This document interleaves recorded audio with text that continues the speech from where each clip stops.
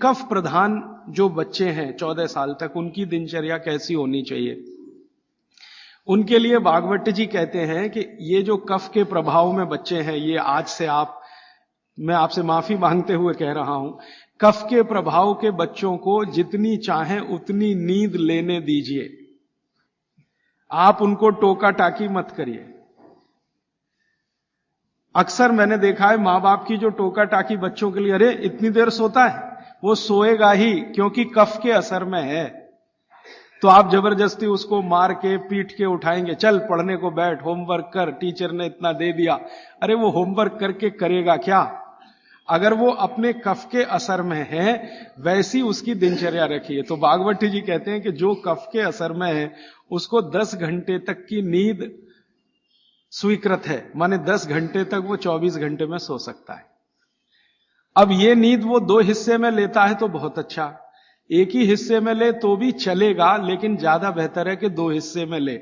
माने रात को 8 घंटे तक सो जाए, 9 घंटे तक सो जाए, दोपहर को 1 घंटे जरूर सो जाए। लेकिन आप अगर कहेंगे कि कफ के असर में जो बच्चे हैं उनमें भी 3 कैटेगरी बनती है। 14 से 8 एक कैटेगरी, 14 साल से 8 साल, 8 साल से 4 साल एक कैटेगरी, और फिर 4 से 1 साल की कैटेगरी। तो 1 से 4 साल वाली कैटेगरी में भागवत जी कहते हैं कम से कम 16 घंटे की नींद, और 4 से 8 साल की कैटेगरी में वो कहते हैं कि कम से कम 12 से 14 घंटे की नींद, और बाद में वो कहते हैं जो 14 साल 8 से 14, तो वो कहते हैं कम से कम 8 से 9 घंटे की नींद। तो छोटे बच्चे अगर आपके घर में हैं जिनकी उम्र 14 साल से कम है, आप उनको सोने से मत रोकिए, क्योंकि कफ का असर है। और कफ का प्रभाव जब ज्यादा होता है ना, तो होता क्या है वो समझ लीजिए। कफ आप जानते हैं चिकना पदार्थ है, स्निग्ध पदार्थ है। कफ का मतलब है आपको खांसी आए और जो बलगम निकल जाए, जो बलगम है ना वो ही कफ है, ऐसा समझ ली। वो स्निग्ध है, चिकना है और बहुत भारी है। ये गुरु है, गुरु माने भारी, हैवी है, बहुत हैवी है, इससे ज्यादा हैवी कोई चीज नहीं। तो स्निग्ध है, चिकना है, भारी है, गुरु है। और जो भारी चीज होती है वो शरीर के ब्लड प्रेशर को हमेशा बढ़ाती है, हमेशा बढ़ाती है। हर भारी चीज, हैवी चीज आप कहते हैं ना, कहते हैं कई बार चिकित्सक हल्का खाओ जी, ज्यादा भारी चीज मत खाओ।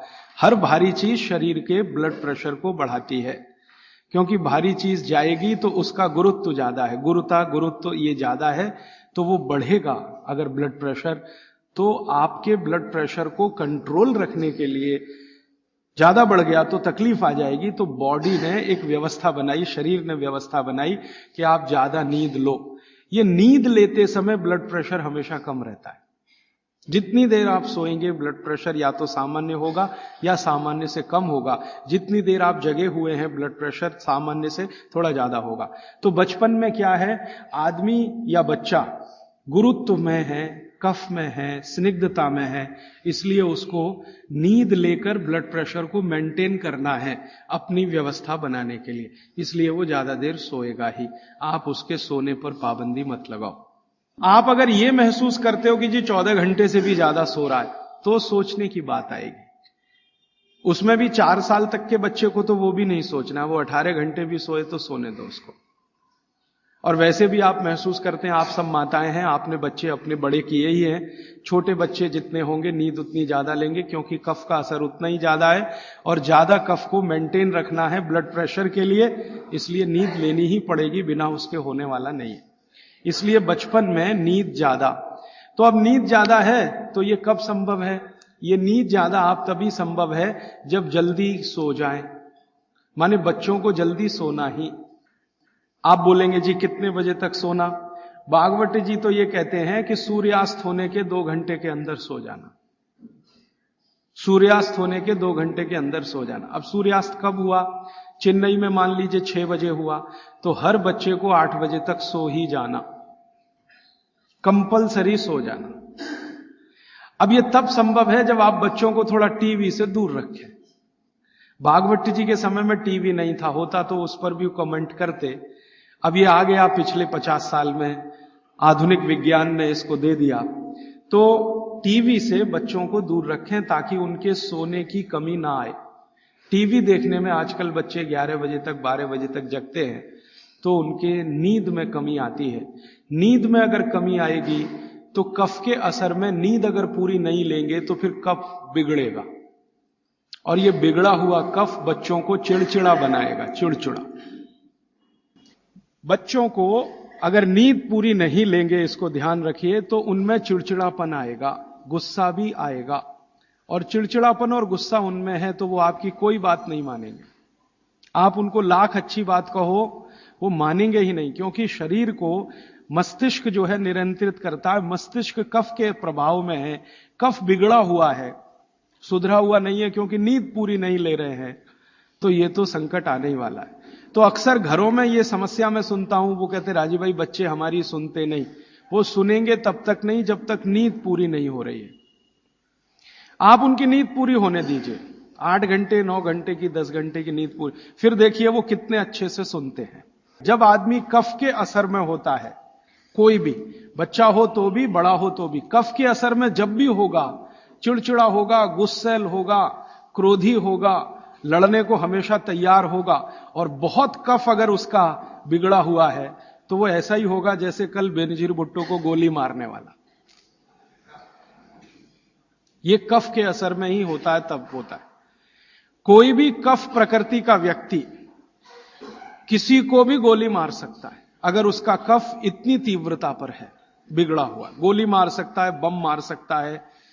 कफ जो है ना बहुत अच्छी चीज है, लेकिन एक लिमिट के बाद जब ये बाहर जाता है तो दुनिया की सबसे खतरनाक चीज है। और दुनिया में जो अध्ययन हुए हैं, जो अभ्यास हुए हैं, कि जितने भी अपराधी प्रवृत्ति के लोग हैं दुनिया में, वो कफ के असर में ही सारे अपराध करते हैं। लेकिन कफ बिगड़ा हुआ है, और इसी कफ का असर है कि प्रेम भी बहुत पैदा होता है। बहुत प्रेम पैदा होगा इसी कफ के असर में।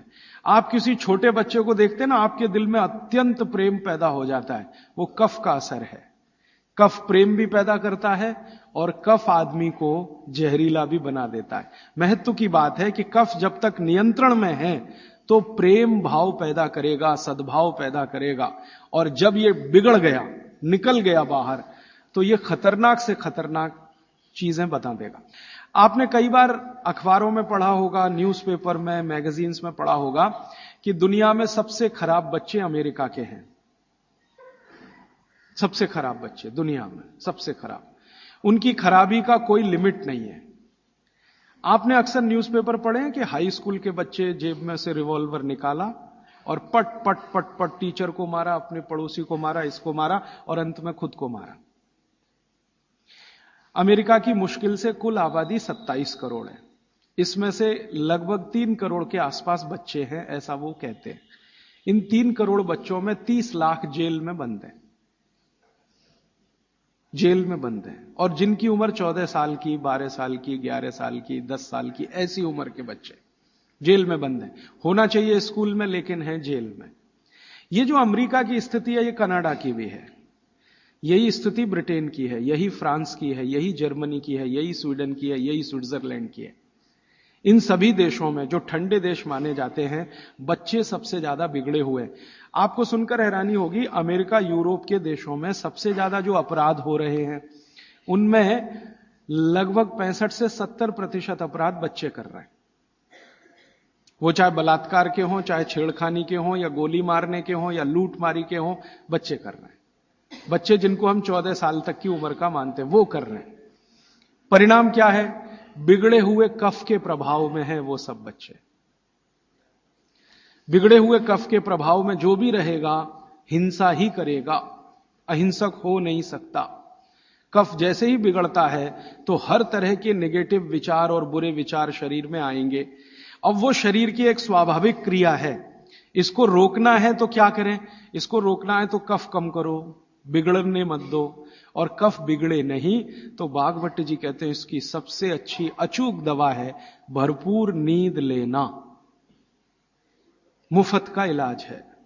बिगड़े हुए कफ को सुधारना है, कंट्रोल में। ये बड़ों के लिए भी मैं कह रहा हूं, क्योंकि आगे आपको भी समझ में आएगा कि आपके शरीर में भी अगर कफ की स्थिति बिगड़ रही है तो भरपूर नींद लेना शुरू करिए। कफ अपने आप आपका कंट्रोल में आ जाएगा, क्योंकि शरीर ही कर लेता है ये सब। बस ध्यान दीजिए। इसका मतलब यह है कि बच्चों को चिड़चिड़ेपन से बचाना, गुस्से से बचाना, निगेटिविटी से बचाना, गलत रास्ते पे ना चले जाएं। अब गलत रास्ता आप सब समझते हैं कि आजकल बच्चे भाग रहे हैं घर छोड़कर बॉयफ्रेंड के साथ या गर्लफ्रेंड के साथ। ये बिगड़े हुए कफ की अवस्था है। क्योंकि मैं तो ट्रीटमेंट भी करता हूं होम्योपैथी में। ऐसे बहुत सारे लड़के लड़कियां इलाज के लिए मेरे पास आते हैं जो घर छोड़कर भागे हुए। क्यों भाग गए जी? पिताजी अच्छे नहीं लगते, माताजी अच्छी नहीं लगती। जिन माता पिता ने पैदा किया वो ही अच्छे नहीं लगते। कफ इतना खतरनाक है, आप जरा समझिए इस बात को। जो माता पिता ने जीवन के सारे कष्ट झेलकर उनको बड़ा कर दिया 14 साल का। क्योंकि मैं आपको एक विनम्र बात कहना चाहता हूं, मेरा ऑब्जर्वेशन है, दुनिया में बच्चों को बड़ा करना सबसे मुश्किल काम है। एक बच्चे को बड़ा कर देना या 2 बच्चे को बड़ा कर देना दुनिया का सबसे मुश्किल काम है। आप फैक्ट्री चला सकते हैं, 1 चला सकते हैं, 10 चला सकते हैं, 20 बहुत आसान है आपके लिए। क्योंकि उसको मैनेज करने के लिए बहुत मैनेजर आपको मिल जाएंगे, विशेषज्ञ मिल जाएंगे। लेकिन बच्चे को बड़ा करने के लिए मैनेजर किराए पे नहीं मिलता। मिलता है तो वो बच्चों को बड़ा नहीं कर सकता। दुनिया में एक्सपेरिमेंट हुए हैं, परिवार के बाहर बच्चों को बड़ा करने के सबसे ज्यादा एक्सपेरिमेंट यूरोप में हुए हैं। कॉन्वेंट है ना, कॉन्वेंट, ये बच्चों को बड़ा करने के ही केंद्र हैं। ऐसे बच्चों को जो परिवार से बिछड़े हैं, छूटे हुए, लावारिस बच्चे, कॉन्वेंट स्कूल सब फेल हो गए अमेरिका और यूरोप में। वो बच्चों को सिखा नहीं पाए जो सिखाना चाहिए। और ज्यादा कॉन्वेंट के बच्चे ही वहां मर्डर कर रहे हैं, हिंसा कर रहे हैं, जेब काट रहे हैं।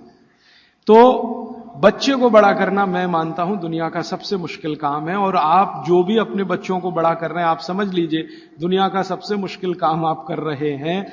तो इसमें छोटी सी बात याद रखिए कि ये बच्चे ठीक से बड़े हों, कफ का बिगाड़ इनको कहीं गलत रास्ते पर ना ले जाए।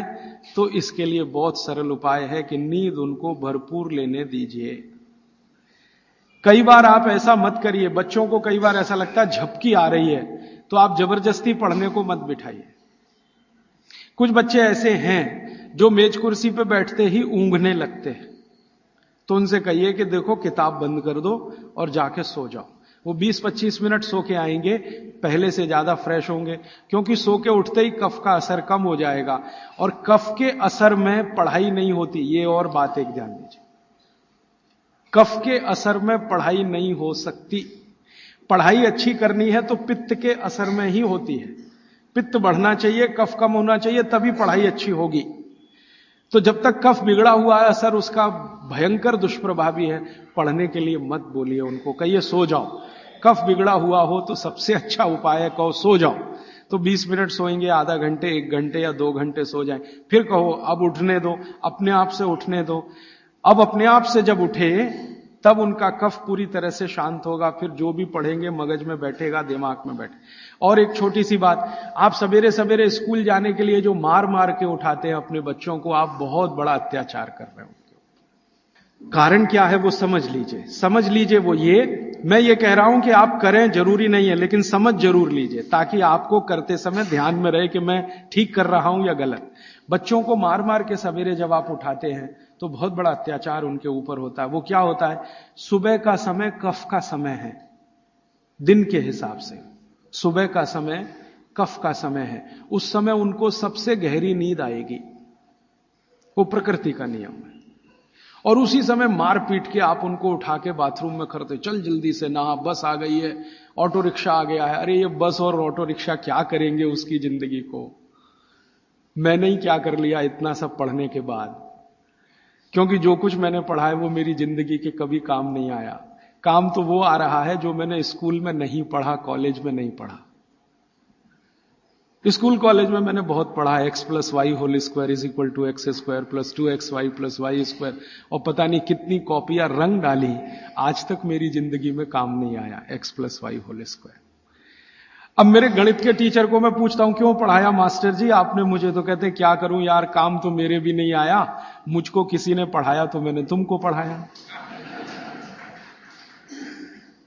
मैं आपको विनम्रतापूर्वक ये कहना चाहता हूं, कितने भी अच्छे स्कूल में आप बच्चों को पढ़ाइए, उनकी जिंदगी का 90 से 95% बेकार ही जाने वाला है। अब उसके लिए आप उनको मार पीट के उठा रहे हैं, जो कभी काम नहीं आएगा जिंदगी में। तो आप ये अत्याचार मत करिए। फिर आप कहेंगे जी स्कूल तो सुबह ही चलते हैं, तो स्कूल वालों को मिलकर समझाइए कि बच्चों के स्कूल का समय दोपहर को रखें। अब आप बोलेंगे जी वो कैसे समझेंगे? ऐसे समझेंगे, बच्चे तो आपके पढ़ रहे हैं ना, ये स्कूल के मास्टर जी के पढ़ रहे हैं, बच्चे आपके पढ़ रहे हैं, फीस आप दे रहे हैं। आप मिलकर कहेंगे तो स्कूल वालों को झक मार के सुनना ही पड़ेगा, क्योंकि स्कूल तो आपसे चल रहा है, आप स्कूल से नहीं चल रहे, स्कूल आपसे चल रहा है। आप लाखों रुपए उनको डोनेशन दे रहे हैं, करोड़ों रुपए फीस दे रहे हैं, तो उनको कहिए छोटे बच्चों के स्कूल कभी भी सवेरे नहीं होने चाहिए। 7 बजे से स्कूल चल रहा है, ये तो होना ही नहीं चाहिए। उनका स्कूल 11 बजे से 12 बजे से होना चाहिए। आप प्रयास करिए, सफलता मिले तो बहुत अच्छा, नहीं मिले तो अपना अलग स्कूल ही खड़ा कर दीजिए। हां, क्या मुश्किल है आप जैसे लोगों के लिए? आप सब यहां बैठे हुए लोग हैं, कोई करोड़पति से कम नहीं है, क्या मुश्किल है? एक स्कूल ऐसा शुरू कर दो जो बच्चों को सुबह नहीं पढ़ाएगा जी। हम आयुर्वेद के हिसाब से चलेंगे, हम बागवट के हिसाब से चलेंगे, हमारा बच्चों का स्कूल दोपहर को ही शुरू होगा। तो आप कोशिश करिए, कोशिश करने से दुनिया में सब कुछ होता है। जब से मैंने ये बातें मेरे मित्रों से शेयर की, हमारे कार्यकर्ता बहुत हैं देश भर में, करीब 18,000, उनसे जब शेयर की तो उन्होंने कई कई जगह प्रयास किए, कुछ में सफलता भी मिली।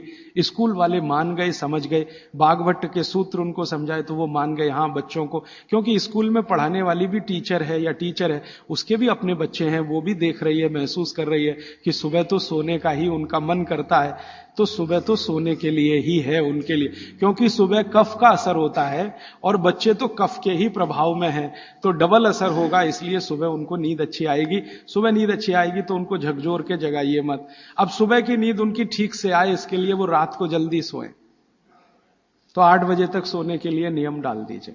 8 बजे के बाद आपके घर का टीवी बंद हो जाए तो वो भी नहीं देखेंगे, आप देखेंगे तो वो भी देखेंगे। बच्चे तो जो आप करते हैं वैसे ही सीख लेते हैं। तो आप 8 बजे के बाद टीवी को बंद करने का नियम डाल दीजिए। बच्चों में आदत पड़ गई नींद आने की 8 बजे, तो वो सोएंगे, भरपूर नींद लेंगे, सुबह 6 बजे तक उठेंगे, बहुत अच्छे से उठेंगे।